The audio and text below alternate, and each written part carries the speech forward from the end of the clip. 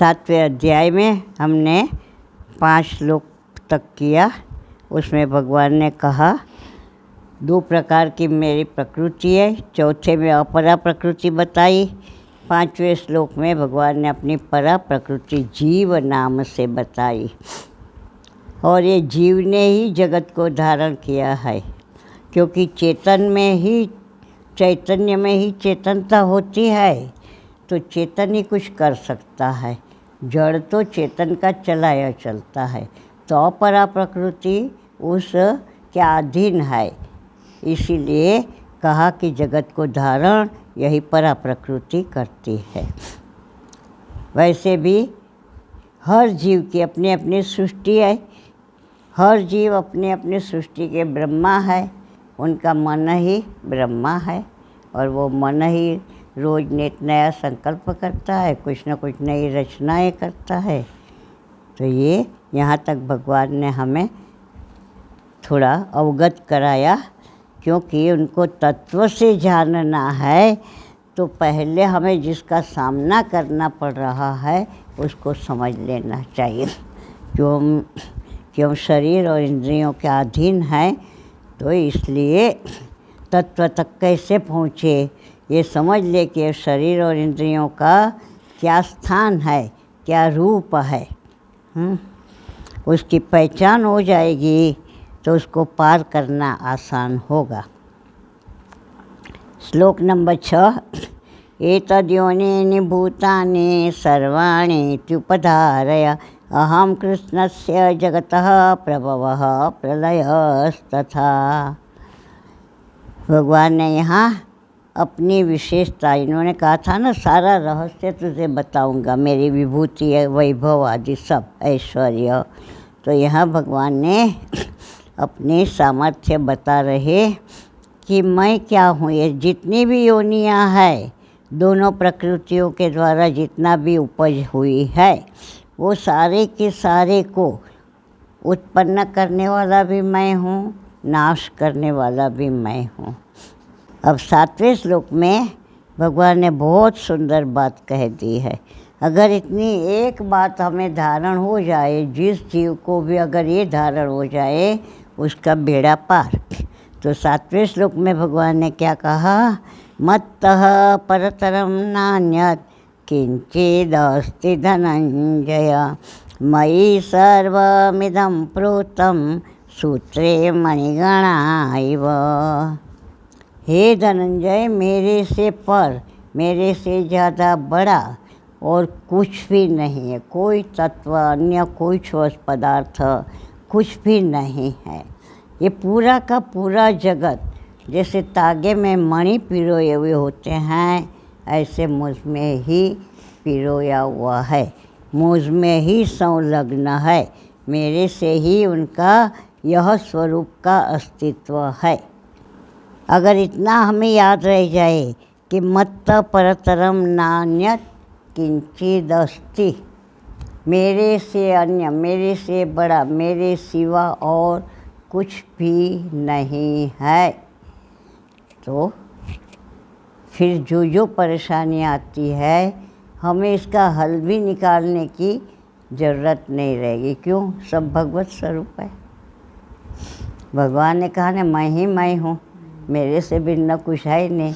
तो भगवान की में कौन सी पीड़ा है जो हमने हटानी है? हमें जो भी जगत में या शरीर इंद्रियों में, चाहे भीतर में चाहे बाहर, जो भी हमें कुछ प्रॉब्लम्स आती है, लगता है मानी हुई प्रॉब्लम्स होती है, वास्तविक तो कुछ होता नहीं है। और इसमें भी जब ये मान ले कि परमात्मा के सिवा कुछ है ही नहीं, और सारे जगत की उत्पत्ति, धारण, पोषण सब वही कर रहे, तो फिर मैं कौन बीच में टांग अड़ाने वाला आ गया? पहले इन्होंने ये बात कही थी ना कि मैं धारण पोषण करता हूँ, गति भर्ता प्रभु साक्षी प्रभव प्रलयस्तथा। हाँ, निधानम, सर्व रहते भी मुझ में, मैं ही रहने के लिए स्थान हूँ, और कोई अन्य स्थान नहीं है। तो इसी प्रकार से भगवान ने कई जगह अपना विशेष स्वरूप, रहस्यमय स्वरूप, विशेष ज्ञान युक्त स्वरूप हमारे सामने एकदम पट खोल के रख दिया। जैसे अपना कोई प्रिय पात्र हो तो माँ कैसे अलमारी खोल के, तिजोरी खोल के रख देती है। सारा अपना धन संपत्ति सब उसके सामने खोल देती है। इसी प्रकार से भगवान भी, हम भगवान के प्रिय हैं। कैसे, ऐसे कैसे कह सकते हैं कि हम भगवान के प्रिय हैं? भगवान का प्रिय अर्जुन है, ऐसे यहाँ भगवान स्वमुख से भी कह चुके हैं कि तू मेरा प्रिय है। इसके अलावा इसको पढ़ कौन रहा, इसको हाथ में कौन ले रहा, उसके निकट कौन जा रहा, उसको पढ़ने की चाह, भगवान को सुनने की, क्या कह रहे समझने की चाह किस में है? जैसे अर्जुन में थी कि आप मुझे अब संभालो। कार्पण्य दोषो अपहत स्वभाव जो कह चुका था, तो उसमें भगवान कहे तू तो अपने आप कहता था कि मैं नहीं लड़ूंगा, अब मैं क्यों तेरे को संभालूँ? हाँ, तू बड़ा ज्ञानी है, तूने तो कितना ज्ञान दिया मुझे। तो उसने क्या कहा, जिसको भगवान टाल ना सके। पहले तो शिष्य ते हम, मैं आपका शिष्य हूँ, तो शिष्य को उपदेश करना गुरु का कर्तव्य है। फिर भी न माने कि तो तू कह रहा है ना, मैंने थोड़ा कहा मैं तेरा गुरु हूँ। शिष्य ते हम शाधी माँ, मुझे उपदेश कीजिए। नहीं करता, उपदेश तो करता था, तो तूने क्या अपना ज्ञान छाटा और तूने निर्णय ले लिया। उपदेश लेने वाले को निर्णय लेने का फिर अधिकार नहीं रहता। वो उपदेश देने वाले से निर्णय पूछता है कि मैं क्या करूं। ये तो तूने अपना निश्चय बता दिया, अंतिम बैठ गया तो फिर उपदेश किस काम का मेरा, न भी करूं मैं? तो शिष्य में शादी माम से तो भगवान नहीं वश में आ गए। तो अंत में इसने क्या कहा, याद है?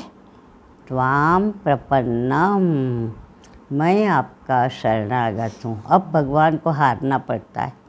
शरणागत को भगवान कभी नहीं छोड़ते, किसी हाल में नहीं। चाहे वो दुष्ट से दुष्ट हो, खोटा खोटा कह रहा हो, तो हमको उसी लाइन में रख दो।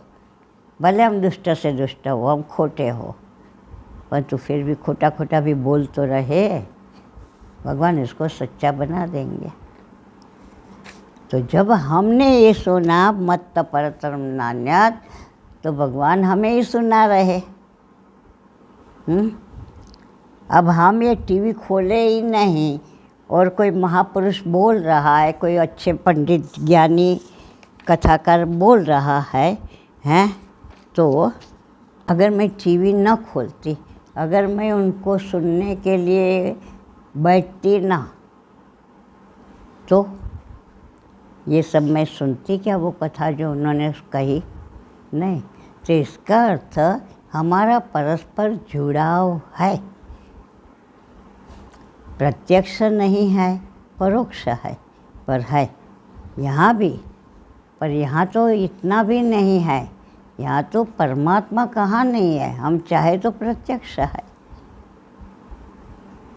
हमारे गुरुदेव कहते थे, हम कहते थे भगवान थोड़े यहाँ दिखते हैं, अभी वो क्यों आएंगे यहाँ? तो अरे भगवान ना आए होते ना यहाँ, तो तू कथा ही ना करती होती, कुछ और करती होती। जहाँ सत्संग होता है तो निश्चित रूप से वहाँ परमात्मा हाजिर है। इतना ही नहीं, और भी सारे शुभ तत्व हाजिर है, क्योंकि अगर ये न होता परमात्मा का अस्तित्व वहाँ पर, तो कथा न होती, कुछ और गहरा गहरा होता। ये सब चीज़ें हमें अंदर में निश्चय जमाने के लिए प्रेरणा कर सकता है। और अगर हम भी तैयार है उसमें रिस्क लेने को, कि कहने में क्या जाता है कि हम भगवान के प्यारे हैं, हम कोई बाहर बाजार में थोड़े ढोल पीट रहे, अपने आप अपने मन से कह रहे हैं ना, या अपने कोई दो चार है तो उनके बीच कह रहे हैं ना, या भगवान से अकेले में कहते हैं ना कि मैं भी तो तेरा प्रिय में ही हूँ ना। गीता जी के माध्यम से तूने मुझे ही कहा ना, हाँ, मुझे पता चला। तो कैसे पता चला बोल? तो उस समय तू गीता बंद कर देता, तेरा सामर्थ्य है ना, तू रहस्यमय है ना, मेरे कान में ये शब्द आने देता तो इसका अर्थ तूने आने दिया, एक बार नहीं अनेक बार आने दिया। और गुरु के मार्ग से और पुष्टि भी करवाई कि देख भगवान क्या कहते हैं कि मेरे सिवा कुछ नहीं, तब तुझे खोज क्यों करनी है, भगवान तो है ही है। हम खोज करके उनको दूर कर देते हैं। देखना है पर उनको। वो तो हमारे निकट है ही है। मत्त परतरम नान्यत। मैं जो बोल रही हूँ तब भी वही बोल रहे, मैं जो पढ़ रही हूँ तो वही सुन रहे, या मेरे से पढ़वा भी वही रहे, सुन भी वही रहे और प्रेरणा भी वही कर रहे। यहाँ बिठाई मुझे उन्होंने बिठाई, हाथ में गीता जी उन्होंने पकड़वाई और गीता जी पर चिंतन उन्होंने करवाया। मेरी क्या सामर्थ्य कि मैं भगवत वाणी पर चिंतन कर सकूं। तो इस प्रकार से अपने आप अंदर अंदर में भी भगवान से नाता जोड़ने का प्रयत्न करते रहना चाहिए। अरे अधिक से अधिक क्या होगा, निराश होएंगे, हैं, असफल रहेंगे, पर तो प्रयत्न तो सही दिशा में हुआ। असफल हुए तो क्या हुआ, आज नहीं तो कल चढ़ ही जाएंगे। सीढ़ी तो सही है, मार्ग तो सही है, पगडंडी तो खोटी नहीं है। हाँ, तो इसी प्रकार से कुछ ऐसे बड़े मीठे मीठे श्लोक भी भगवान ने कहे हैं, जिससे हम जब हार जाते हैं कि हमारा कोई साधन भजन का बल नहीं है, हम कहाँ साधना कर सकते हैं, बचपन से तो कुछ किया नहीं, अब बड़ी आयु में कितना और जवाबदारियों मन में टोकरा भरा पड़ा है सिर पे, तो कहाँ से करेंगे हम ये, ऐसे मन में होता है। भगवान कहते क्या डर है, मेरे सिवा तो कुछ है ही नहीं, छोड़ देना, तेरा टोकरा भी मैं ही उठा रहा हूँ, तू मान रहा है। हमारे गुरुदेव एक कहानी सुनाते थे। एक गाड़ी जा रही थी, बहुत लदी हुई थी सामान से, बैल भी बेचारा बहुत ये कर रहा था, मेहनत से ले खींच रहा था। तो उसके नीचे एक कुत्ता दब दब के चल रहा था। तो वो आखिर वो बैल ने कहा, अरे भैया क्या हुआ, तेरे को क्या तकलीफ़ हो रही है, तू आराम से छाया में चल रहा है, धूप में तो मैं चल रहा हूँ गाड़ी लेके। हाँ क्या, अरे देखते नहीं हो मेरे कंधों पर कितना बड़ा भार है। तो भगवान यहाँ हमें कह देते हैं, मत्त परतरम नान्यत, मेरे सिवा कुछ है ही नहीं, मेरे से बड़ा कोई है ही नहीं, तो तू कहाँ से बोझा ढो रहा संसार का।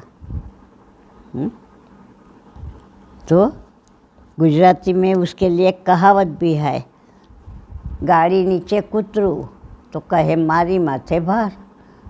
तो कुछ कुछ बातें हमारे लिए बहुत हमें बल देने वाली प्रेरक बन जाती है। जब हमें कुछ निराशा सताती है, साधन भजन की तरफ से हमारी कुछ समझ कम है, तो कहते क्यों डरना है, मेरे सिवा कुछ है ही नहीं, तो कहाँ खोजना है तूने मुझसे, मैं तो तेरे अंदर बाहर सर्वत्र मैं ही मैं हूँ।